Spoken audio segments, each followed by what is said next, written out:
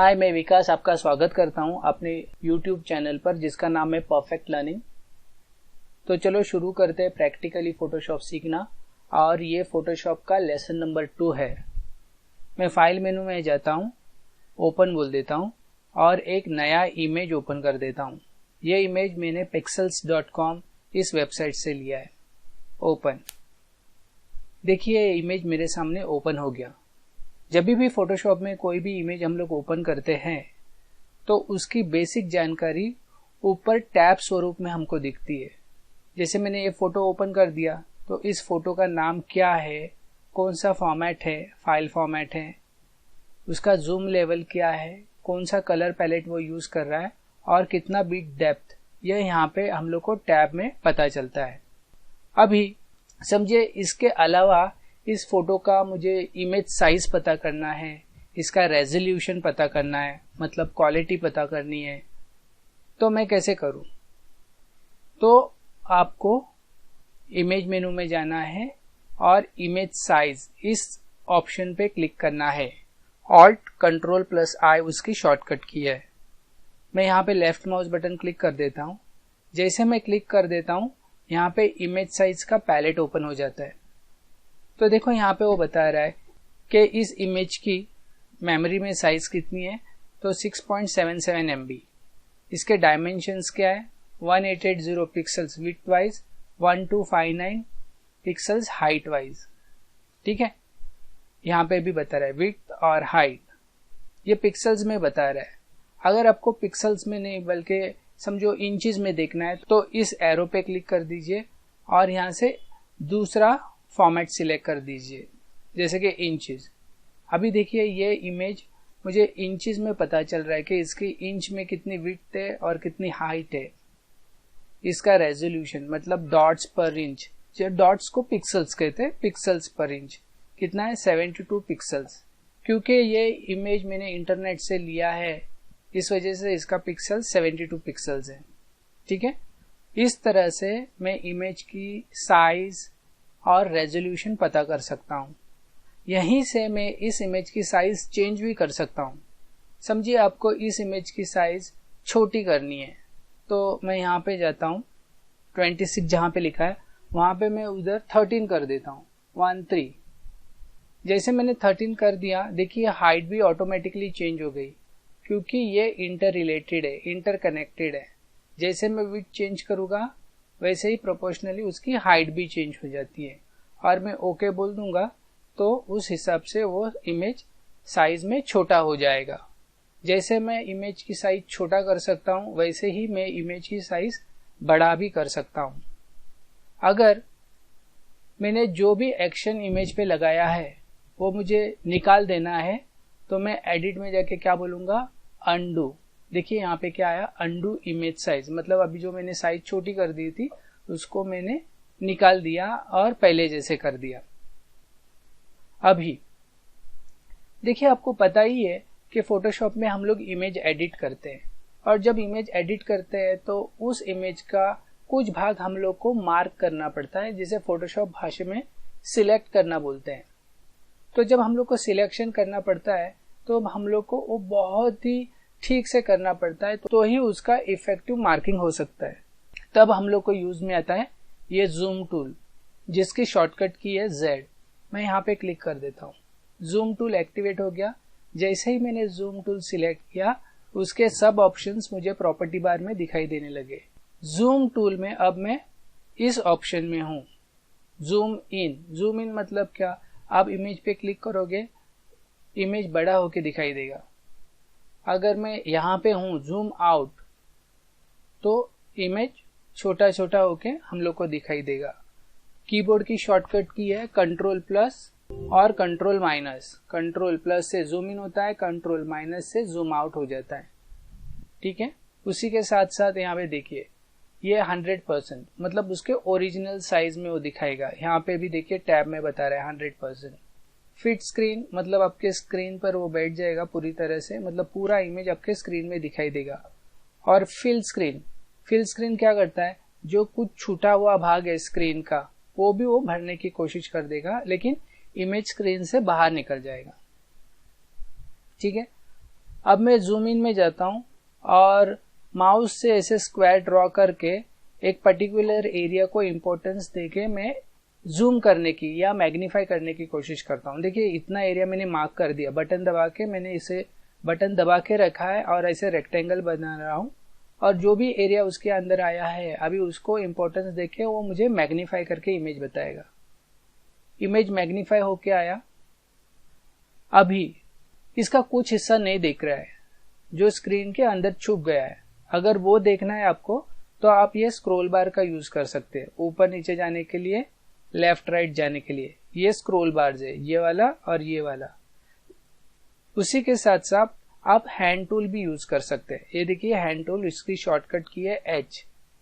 अभी hand tool क्या करता है, एक वक्त पे हम लोग को हर डायरेक्शन में ये इमेज को शिफ्ट मूव करने को देता है। जबकि यहाँ पे कैसे हो रहा है, स्क्रॉल बार में एक वक्त पे ऊपर नीचे या दाएं बाएं, और हैंड टूल हम लोग को ऊपर नीचे दाएं बाएं और ऑल डायरेक्शन, ओमनी डायरेक्शन में हम लोग को ये इमेज ऐसे मूव करने को देता है। ये फर्क है स्क्रॉल बार में और हैंड टूल में। तो हैंड टूल ज्यादा बेहतर रहता है। इस तरह से ये जूम टूल और हैंड टूल काम करते हैं। तो हमेशा याद रखिए जब भी आप फोटोशॉप में काम करोगे तो जूम टूल का जरूर इस्तेमाल कीजिए ताकि आप बहुत ही अच्छे से काम कर पाए। अब मैं जूम टूल में जाता हूं और मैं बोल देता हूं फिट टू स्क्रीन। तो ये इमेज पूरी तरह से स्क्रीन में फिट हो गया और पूरा का पूरा इमेज हम लोग को दिख रहा है। अब मैं कुछ और कमांड्स देखना चाहता हूं या आपको बताना चाहता हूं जो इमेज मेनू में आता है। मैं इमेज मेनू में जाता हूं और अब मैं बोल देता हूं इमेज रोटेशन। जब भी आपको एक आध इमेज रोटेट करना पड़े तो आप इमेज मेनू में जाके इमेज रोटेशन ऑप्शन सिलेक्ट कर सकते हैं। जैसे ही मैंने इमेज रोटेशन ऑप्शन सिलेक्ट किया तो उसके अंदर के दूसरे ऑप्शंस मुझे दिखाई दे रहे। यहाँ पे देखिए 180 डिग्री, मतलब ये इमेज 180 डिग्री से रोटेट हो जाएगा। अंडू कर देता हूं, image rotate 90 degree clockwise,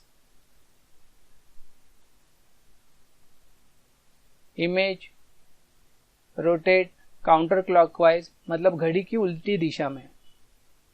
edit, undo, image rotate, image rotate arbitrary. देखिए यहाँ पे कुछ एंगल्स उन लोगों ने पहले से ही दिए हैं, 180 degree, 90 degree, clockwise, counter clockwise. लेकिन अगर समझो इस एंगल के अलावा मुझे कुछ दूसरा एंगल देना है तो मैं यहाँ पे आर्बिट्री में जाता हूँ। यहाँ पे जैसे ही मैं क्लिक करता हूँ ये रोटेट कैनवस का डायलॉग बॉक्स आता है। तो अब वो मुझे पूछ रहे अब कि कितने डिग्री से आपको रोटेट करना है। तो मैं बोलूंगा समझो मुझे मेरे अपने 30 डिग्री से रोटेट करना है, क्लॉकवाइज के काउंटर क्लॉकवाइज, क्लॉकवाइज। ओके, तो क्लॉकवाइज वो रोटेट हो गया मेरे डिफाइंड किया हुआ एंगल से। एडिट में जाता हूं, अंडू रोटेट। वैसे ही इमेज में जाके इमेज रोटेट में देखिए रोटेशन के अलावा फ्लिप भी है, मतलब mirror effect. Flip canvas horizontally, है ना, मिरर इफेक्ट आ गया। कंट्रोल Z कीबोर्ड पे दबा रहा हूं,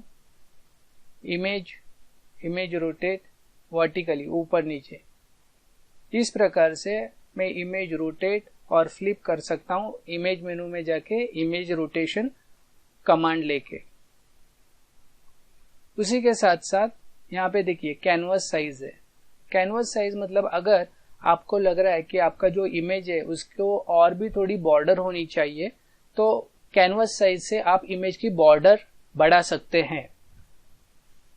कितनी बढ़ानी है तो आप यहां से बता सकते हैं कि देखिए अभी 26 है तो मैं इसको 4 इंच से बढ़ाता हूं और मैं यहाँ पे 30 कर देता हूं।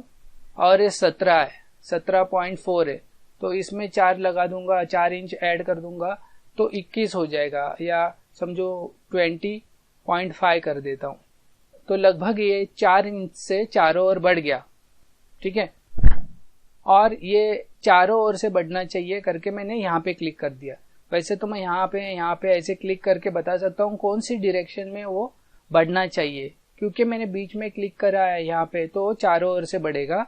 और जो भी एक्स्ट्रा स्पेस आएगा उसका कलर क्या होना चाहिए वो यहाँ से हम लोग बता सकते हैं। इस बॉक्स पे आप क्लिक कीजिए, आपको कलर पैलेट आएगा, इसमें से इस पट्टी पे से आप कलर चुनिए जो कलर आपको चाहिए एक बार चुनने के बाद फिर उसका लाइट या डार्क कलर कौन सा चाहिए यहाँ पे क्लिक कर दीजिए, ओके बोलिए और फिर यहाँ पे ओके बोल दीजिए। देखिए मैं जूम में जाता हूँ, फिट टू स्क्रीन बोल देता हूँ। अब देखिए जो इमेज था उसके चारों बाजू में 4 इंच से ये इमेज बढ़ गया और इसकी टोटल साइज भी बढ़ गई है। इस प्रकार से कैनवस साइज काम करता है बॉर्डर देने का।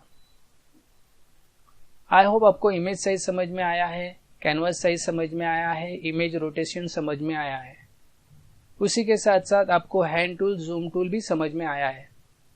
अभी देखिए फोटोशॉप में हम लोग जब भी फाइल बनाते हैं तो उसके अंदर एक कॉन्सेप्ट होता है जिसको कहते हैं लेयर्स। अब मैं इस इमेज पे आता हूँ। देखिए मैंने ये एक इमेज बनाया है और इस इमेज में सारी चीजें ये अलग अलग है, इस वजह से उसके ये लेयर दिखाई दे रहे। तो अब मैं बताना चाहता हूँ कि ये फाइल फॉर्मेट्स क्या है। जब मैं फोटोशॉप में फाइल में जाके मैं सेव करता हूँ, सेव एज बोल देता हूँ, तो देखिए बाय डिफॉल्ट यहाँ पे फोटोशॉप पीएचडी डॉक्यूमेंट आता है। पीएचडी डॉक्यूमेंट मतलब जब भी मैं फाइल सेव करूंगा तो फाइल के साथ साथ ये लेयर इंफॉर्मेशन भी सेव हो जाती है।